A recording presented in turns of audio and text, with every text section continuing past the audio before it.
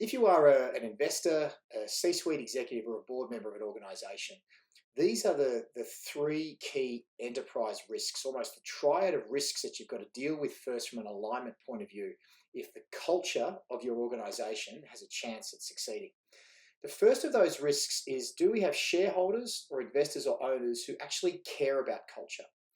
If there isn't the same level of care, or there isn't a level of care about culture, that's going to create a lot of pressure on boards and leadership teams to be making decisions that are almost entirely going to be about profits before people. That's going to create some risks. The second risk in the triad is, do we have a board who actually understands culture?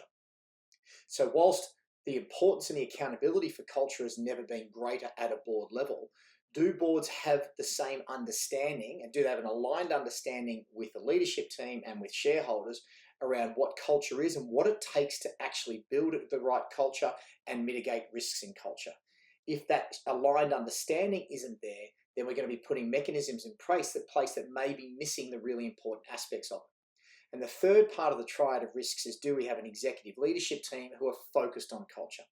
So when they're putting energy towards things that are going to create the right environment for people, reduce psychosocial hazard risks, behaviors and decision making that may create reputational risk for the organization, if we haven't got the leadership team focused on the right things, then we're not going to know what things we need to work on in terms of effectiveness at creating a great culture, which also then makes it difficult for board members and shareholders to support the leadership team.